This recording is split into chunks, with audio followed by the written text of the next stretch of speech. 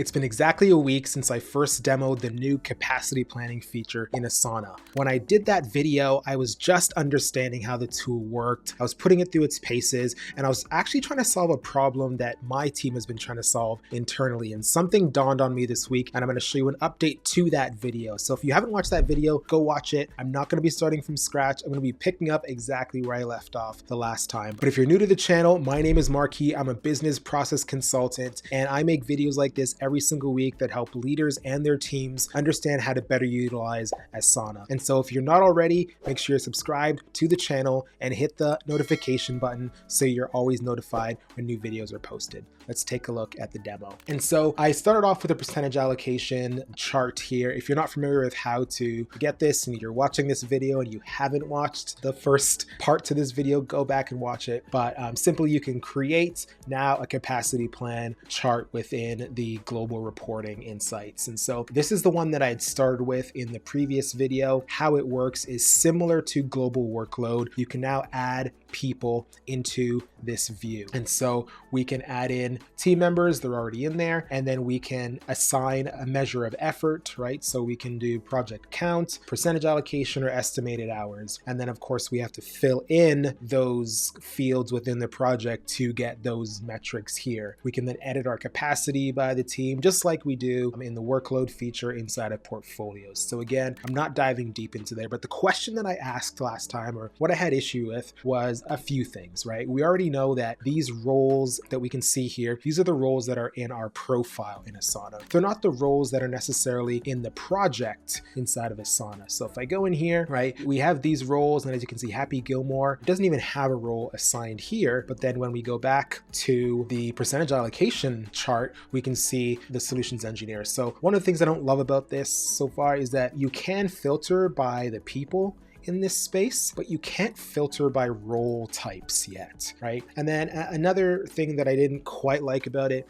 is you can't easily add placeholders for upcoming projects, right? A lot of times we want to see forecasting or resourcing for 1, 2, 3 months down the road. So if you have projects coming in for your delivery team, as an example, who's available in 2 months if we're trying to sign a contract, or if we have a campaign we're trying to kick off, who can we actually allocate to that? How many designers will we need? Do we have a PM for that? Do we have a copywriter available for that? So we can't do a lot of that. So I was asking you to come back to me with some thoughts around what that could look like. So I came up with one workaround. It's not great, but I think it's a lot closer to what we're all actually looking for. And so I'm going to go create a project. It doesn't matter where it lives for right now, but I'm just going to call this project, forecast. Just like that, okay? And so I'm gonna create this project, and I'm gonna just make it dark gray for now, and let's just give it a new icon there. So now let's go back to our report, and let's put in percentage allocation. So if I open these up, we can see Happy Gilmore is assigned to asset approvals,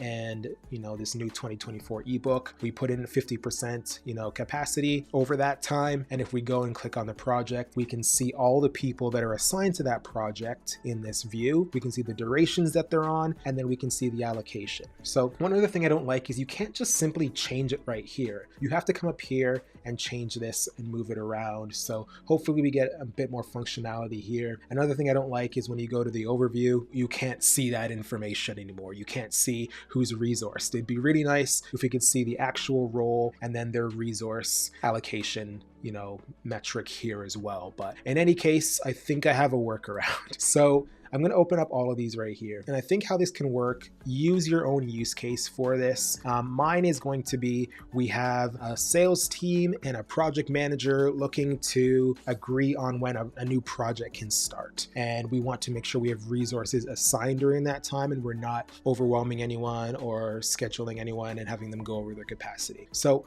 with that new forecast project I created, what I'm thinking we can do is add a new project. There it is right there. It'll always show up like that. And everyone will have to have this project added along with all the other projects. Oh, that's another thing I don't like. When you add a person in here, let's actually remove that person for now. So let's go add a person, right? And so we add this person, and I know that this person is assigned to, let's call it 13 different projects, right? They are a role on that project. They're a task they're assigned to on that project, but I have to go through and add all the projects manually. Why can't I see all the projects they're already on and then set the percentage allocation that during that project. But any case, I'm going to send this video to Asana product team, and they're going to watch this, and hopefully they take my suggestions and add it to their voice of the customer. Great. So I'm going to add this forecast project to everyone now. So what's nice is if we were forecasting and thinking about the future, we could say, great, we've got this project and we're going to assign Happy Gilmore on it for 15%, right?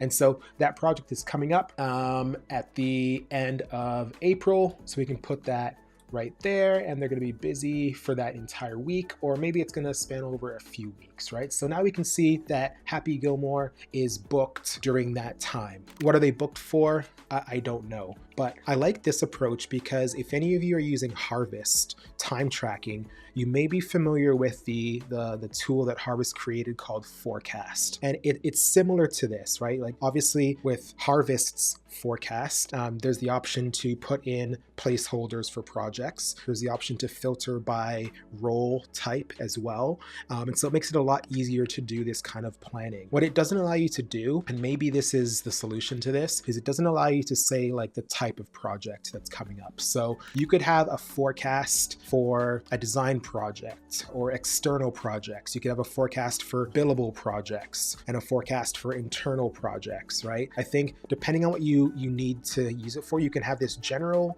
project that everyone in your organization, not team only, but everyone in the organization would have access to. They'd all be editors on that project. And then you could go in and just add absolutely everyone. I may be a bit biased in saying so, but if you haven't already done it, I highly recommend subscribing to our newsletter, All Systems Go. Each week we deliver the latest news, blog posts, and even free resources on Asana and workflow optimization directly to your inbox. The best part, it's totally free. It's the perfect resource you're looking for to improve your system building skills and productivity through process improvements. All Systems Go is designed to be your go-to guide in navigating workflow optimization, especially if you're new to it. Click the link below to subscribe, right? So I'm not going to add everyone in this space, but we could do something like that. And then when we go to the reporting, we can then more easily just add in their forecasted time for whatever that project type looks like. So this could be like 20% of their time over this time frame, right, for that project. But again, it would be nice to see all the projects that they're already a part of, right? And then the time that's allocated for that time frame. And then, once again, if I could go here and just update this really quickly, that would be even better. But all in all, I love where this new feature is going. I showed this to a few team members this week and they're already excited about it because I think this is the closest we've actually gotten to percentage allocation. But I think if we don't find a way to connect the roles and then the projects people are assigned to, I think we're just headed in a direction where we're potentially adding more work for project managers because now we have to add in all of the projects that people are assigned to. And one last thing I'll speak to, this could be the design team, right? Percentage allocation.